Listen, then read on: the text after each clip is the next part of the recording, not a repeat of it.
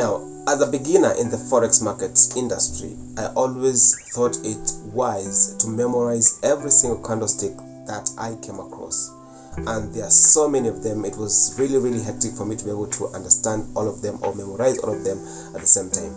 Little did I know that I only needed to identify a few categories of the candlesticks in order for me to have an edge in the market.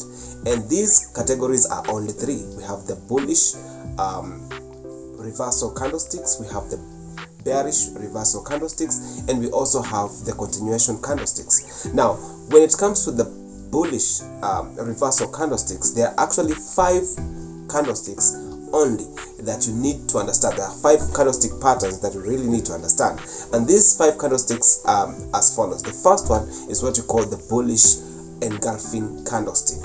Now, the bullish engulfing candlestick is a type of candlestick that comprises of 2 candlesticks, and these 2 candlesticks, the first one closes low, and the second one, or the first one closes bearish, and the second one closes bullish. So in the second one, it is bigger than the first candle, meaning that this particular candlestick closes higher compared to the first one, meaning that we have now more buyers in the market than the sellers. So the bullish candlestick, especially when found at an area of support, simply signifies that there is a possibility that we now have more buyers in the market and the market might push all the way up. So that is the very first one that we're supposed to understand. So it has the first candlestick closes bearish, and of course the body of the second candlestick completely covers the body of the first candle, and the body of the second candlestick completely covers the body of the first one, meaning that it has now engulfed it completely. And then the second candle closes bullish. It closes higher than the first one. So that simply means the first candle sellers were dominant in the market, but with the second candlestick, it simply means now the buyers have taken up the market and they are now dominating, and they are more compared to the sellers. So this simply means that the market is now going to is expected to now push a bit higher in that particular pattern.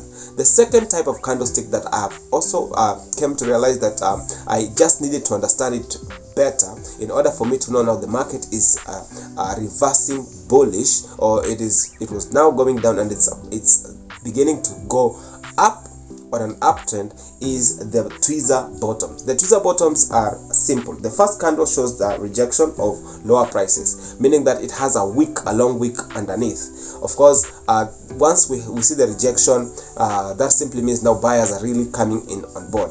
And then the second candle also has a retest, or it is showing retest on the low, and the previous candle closes higher, meaning that the first candle closes higher, it has a wick underneath. The second candle also, which is a green candlestick, as you can see on this here, it also has what we call a wick, but now this one is going to close higher than the previous one. So the previous one, the first one was closed low, and this second one closes higher. So what does that mean? It simply means that now the first candle sellers pushed the price lower and were met by buying pressure. So buying pressure came in as the sellers were pushing the market low, and of course the second candle sellers again tried to push the price low, but of course they were overwhelmed by the buyers and the market pushed all the way up. So that is now the second candlestick that I really believe that anybody who is want to get an edge in the market really needs to understand this type of candlestick. And then we have the piercing pattern.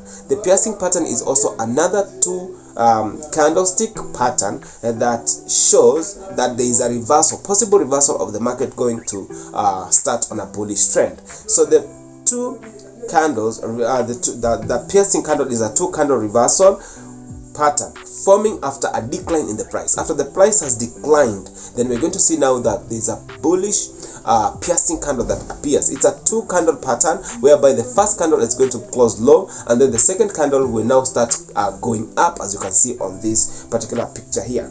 And then of course, unlike the engulfing candle, the piercing closes within the body of the previous candle. Like the buy candle is going to close within the body of the previous candle. In terms of strength, it is not as strong as the bullish engulfing candle. So the bullish engulfing candle is far much stronger than the piercing candle. So you have to be very careful when you're taking trades using this particular pattern, that is the piercing candle. You have to be very, very careful with it, because sometimes you might see now you have seen a piercing candle and something else comes on board. So you have to be very careful on that one. Don't get caught. Right? And then of course we have the morning star. The morning star is a combination of three candles. So we have the selling pressure that pushed the market below, and then we have an indecisive candlestick that is actually at the middle of it, and then now we have the bullish candlestick that appears as the third candlestick. So we had the market being pushed low by sellers on the first candlestick, and of course we had this massive push below. After that massive push below, we had that indecisive moment whereby the market was really, pushing up and down, up and down, up and down, ranging. And then after that, now we see the buyers taking part or taking the market and pushing the market higher. So these are just a few. We also have another one. The last one is the hammer, and the hammer is actually a single candlestick. So it has a little or no upper shadow, but of course it has a long wick below. So the price pushed down, and then once the price pushed down, the buyers came on board and took up the market and pushed it higher, closing higher. All right, so the lower shadow is about 2 to 3 times the length of the whole body, the 2 to 3 times of the length of the whole body. But as you can see here, we have now what we call the quarter parts being over range, and then of course the market closes a bit higher. So these are just a few of the candlesticks that came to change everything once I got to understand them better. The bullish reversal patterns, or the bullish candlestick patterns, the bullish reversal candlestick patterns that actually came to understand that these ones made a lot of sense. Once I got to understand, the market became easier to understand. It was a bit easier for me to understand now that this is where now the market is getting started. This is where we are starting at the bullish trend, and this is where the bearish trend has just completed. So of course, don't forget that this is just part 1 of the 3 parts of the different types of candlesticks that you're supposed to understand. You don't have to memorize all of them, but just get to know these few for you to be able to know that the market has just started an uptrend. And of course, in the next episode, we're going to be talking more about the reversal, the bearish reversal candlestick, which are more like the opposite of ones we've just talked about. So be on the lookout, and of course, if you're new, don't forget to subscribe to my YouTube channel so that you can be able to get as much knowledge as possible on the forex market. Don't forget to subscribe, to like, to share, to comment, and of course don't forget to turn on the notification bell. So from me to you, until next time, take care, and of course don't forget to study, because a skill a day keeps poverty away. See you on the next one.